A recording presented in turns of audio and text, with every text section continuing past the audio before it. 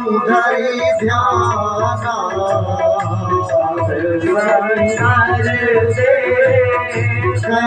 धरि ध्यान सती जोगिनी चरित सब जाना सती जोगिनी चरित सब जाना।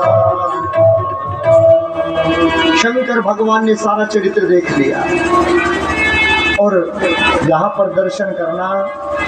ऊपर से आकाशवाणी हुई।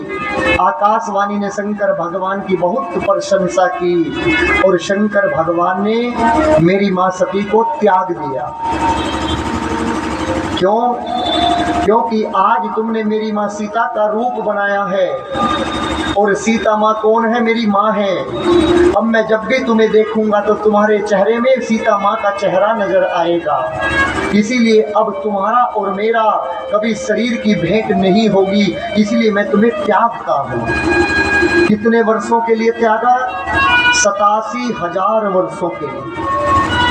87,000 वर्षों के लिए भगवान समाधि में चले गए और मेरी माँ सती 87,000 वर्षों के लिए ओम नमः शिवाय का जाप करती रही। जैसे 87,000 वर्षों बाद भगवान की आंखें खुली, उसी समय ब्रह्मा जी के एक बेटे हैं जिनका नाम है दक्ष प्रजापति। सती मैया उन्हीं की बेटी है। और दक्ष को देखिएगा, वो सबसे बड़ा शत्रु यदि मानता है तो अपने दामाद शंकर भगवान को मानते हैं। जब कोई राजा बनता है, कोई बड़े पद पर बैठता है तो एक नियम है कि एक सभा बुलाई जाती है और उस सभा में जब सब लोग आकर बैठ जाते हैं तो वो व्यक्ति सबसे बाद में आता है और उस व्यक्ति को देखकर सब लोग खड़े होते हैं, क्यों? उसके सम्मान के लिए। आज सारे लोग आकर बैठे, सब देवता आकर बैठे। जैसे ही दक्ष आया और दक्ष के आने के बाद सारे देवता सम्मान के लिए खड़े हुए, लेकिन 3 देवता खड़े नहीं हुए। कौन कौन से देवता? ब्रह्मा, विष्णु और महेश। दक्ष को आया क्रोध। दक्ष बोले कि ब्रह्मा जी खड़े नहीं हुए, कोई बात नहीं, ये तो मेरे पिता हैं। लेकिन ये विष्णु जी भी खड़े नहीं हुए, कोई बात नहीं, विष्णु जी तो मेरे दादा हैं। लेकिन ये शंकर, ये तो मेरा दामाद है, मेरे बेटे के जैसा है, ये भी मुझे देखकर खड़ा नहीं हुआ। आज दक्ष के मन में जितना क्रोध था सब बाहर निकाल दिया, शंकर भगवान पर पलट दिया। शंकर भगवान तो अलमस्त है।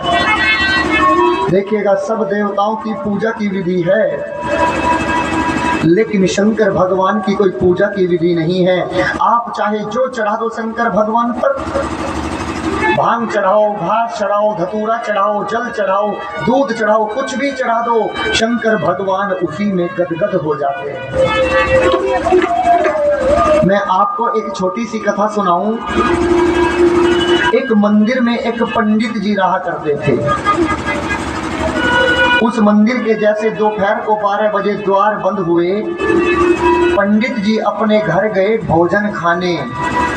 उसी बीच में एक चोर आया और आकर सोचा कि हे भोलेनाथ, मेरे घर में 4 दिन से मेरे बच्चे भूखे बैठे हैं। यदि मैं कुछ आज चोरी कर नहीं लेकर गया तो मेरे बच्चे भूखे मर जाएंगे। ऊपर देखा तो ऊपर शंकर भगवान के सोने का कलश टंगा था, लेकिन उस चोर का हाथ नहीं जा रहा था। उस चोर ने फिर हाथ जोड़े बोला, हे प्रभु, हे भोले